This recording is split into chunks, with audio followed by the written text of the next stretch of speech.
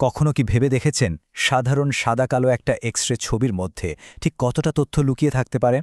আর ডাক্তাররা বা কী করে সেখান থেকে এত কিছু বের করে ফেলেন? না, এটা কোনো জাদু নয়। এটা হলো বিজ্ঞান আর শিল্পের এক দারুণ মেলবন্ধন। চলুন আজ এর পেছনের রহস্যটা একটু তলিয়ে দেখা যাক। শুরুতেই দেখুন একটা ভালো আর একটা খারাপ এক্স-রের মধ্যে তফাৎটা ঠিক কতটা আকাশ পাতাল হতে পারে। বাম দিকে ছবিটা দেখুন, কি পরিষ্কার তাই না? এখান থেকে রোগ নির্ণয় করা অনেক সহজ। আর ডান দিকেরটা, ওটা এতটাই ঝাপসা আর বাজে যে এটা আসলে কোনো কাজেই আসবে না। কিন্তু এমনটা হয় কেন? তো প্রশ্নটা হলো, সেই গোপন উপাদানগুলো কি? কি এমন জিনিস আছে যা একটা এক্স-রেকে একদম নিখুঁত করে তোলে আর আরেকটাকে পুরোপুরি ব্যবহারের অযোগ্য করে দেয়? চলুন আজ এই ধাঁধারই সমাধান করা যাক। একটা নিখুঁত এক্স-রে পাওয়ার বিষয়টা অনেকটা একটা দারুণ রান্নার রেসিপির মতো। এর জন্য মূলত ৩টে প্রধান উপাদান লাগে, আর তার মধ্যে যে কোনো একটাই যদি একটুও গড়বড় হয় তাহলে কিন্তু পুরো ছবিটাই নষ্ট হয়ে যেতে পারে। আসুন জেনে নিই সেই ৩টে মূল উপাদান কি কি। এই পুরো প্রক্রিয়াটাকে আমরা খুব সহজে ৩টে ধাপে ভেঙে নিতে পারি। প্রথমটা হলো এক্স-রে বিমটাকে কন্ট্রোল করা, দ্বিতীয়টা হলো যাকে বলে পারফেক্ট পজিশনিং, আর সবশেষে ছবিটাকে ঠিকঠাকভাবে ক্যাপচার করা। চলুন এক এক করে এই ৩টে ধাপেই ঢোকা যাক। বেশ, তাহলে আসা যাক একেবারে প্রথম এবং সবচেয়ে জরুরি অংশে, এক্স-রে বিম। এই বিমটাই হলো কিন্তু সবকিছুর কেন্দ্রবিন্দু। আর এর সেটিংসগুলো এত সূক্ষ্মভাবে ঠিক করতে হয় যা ভাবা যায় না। এখানে দুটো শব্দ মাথায় রাখতে হবে, কেভি আর এমএএস। সহজ করে বললে কেভি হল এক্স-রে রশ্মির পাওয়ার বা শক্তি, মানে এটা শরীরের কতটা গভীরে যেতে পারবে। আর এমএএস হল এক্স-রে রশ্মির অ্যামাউন্ট বা পরিমাণ, মানে মোট কতগুলো রশ্মি তৈরি হচ্ছে, একটা শক্তি আর একটা সংখ্যা। দূরত্ব, এই জিনিসটা এখানে অবিশ্বাস্য রকম গুরুত্বপূর্ণ।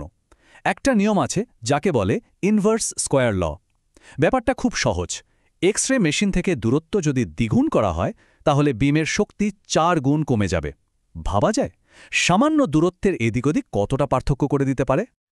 আর হ্যাঁ, আর একটা বড় চ্যালেঞ্জ হল রোগীকে একদম স্থির রাখা। যদি রোগী একটুও নড়ে চড়ে যায় তাহলে পুরো ছবিটাই ঝাপসা হয়ে যাবে। ঠিক যেমন ধরুন, কম আলোতে ছবি তোলার সময় হাতটা একটু কেঁপে গেলে যেমন হয়, ব্যাপারটা অনেকটা সেরকমই। বেশ, বিমের কথা তো হলো। এবার আসা যাক আমাদের দ্বিতীয় গুরুত্বপূর্ণ পয়েন্টে, আর সেটা হলো জ্যামিতি, মানে পজিশনিংয়ের শিল্প। শুধু এক্স-রে বিমের শক্তি ঠিক করলেই হবে না, রোগী আর মেশিনকে একদম সঠিক জায়গায় রাখাও কিন্তু ততটাই জরুরি। ছায়া দিয়ে পুতুল খেলার কথা মনে আছে?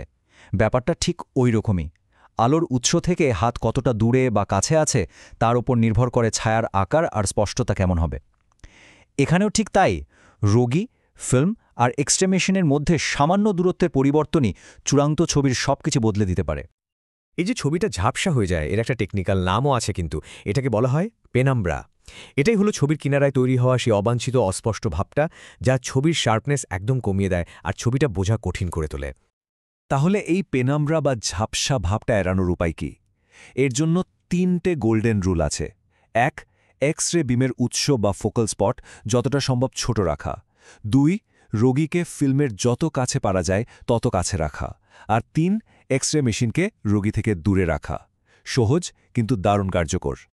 এখন আমরা চলে এসেছি আমাদের আলোচনার একেবারে শেষ ধাপে। এতক্ষণ তো অদৃশ্য রশ্মি নিয়ে কথা হলো, কিন্তু কিভাবে এক্স-রের একটা অদৃশ্য প্যাটার্ন আমাদের চোখের সামনে দৃশ্যমান একটা ছবিতে পরিণত হয়, চলুন দেখি। এই স্লাইডের কথাটা হলো পুরো আলোচনার সারমর্ম। এটাই হলো আসল কথা। ভাবুন তো, কেভি ঠিক করে দেয় ছবিতে কত রকমের ধূসর শেড থাকবে, মানে কন্ট্রাস্টটা কেমন হবে। আর এমএএস ঠিক করে দেয় যে সেই শেডগুলো কতটা গাঢ় বা হালকা হবে। একটা কোয়ালিটি আর একটা কোয়ান্টিটি। এর ওপর ভিত্তি করেই দু ধরনের কন্ট্রাস্ট হয়। একটা হলো শর্ট স্কেল বা হাই কন্ট্রাস্ট, যেখানে মূলত সাদা কালো ভাবটাই বেশি থাকে। এটা হাড়ের ছবি তোলার জন্য একদম আদর্শ। আরেকটা হলো লং স্কেল বা লো কন্ট্রাস্ট, যেখানে ধূসরের অনেকগুলো শেড থাকে। এটা সফট টিস্যু, মানে নরম কোষ দেখার জন্য সেরা। এই চার্টটা দেখলেই ব্যাপারটা পরিষ্কার হয়ে যাবে।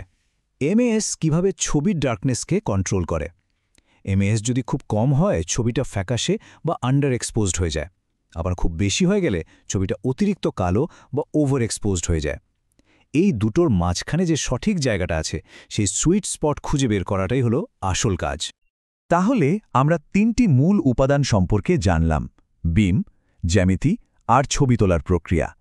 এখন দেখার পালা, একজন দক্ষ রেডিওগ্রাফার কিভাবে একজন শেফের মতো এই সব জ্ঞানকে একসাথে মিশিয়ে সেই নিখুঁত রোগ নির্ণয়ের উপযোগী ছবিটা তৈরি করেন। শেষ পর্যন্ত একটা নিখুঁত রেডিওগ্রাফে এই 3টে গুণ থাকতেই হবে। 1. চমৎকার ডিটেল, মানে ছবিটা হতে হবে একদম শার্প আর পরিষ্কার। 2. সঠিক ডেন্সিটি, মানে ছবিটা খুব বেশি কালো বা ফ্যাকাশে হবে না। আর 3. যথাযথ স্কেল অফ কন্ট্রাস্ট, যেটা ঠিক কী দেখা হবে তার উপর নির্ভর করে তৈরি করা হয়।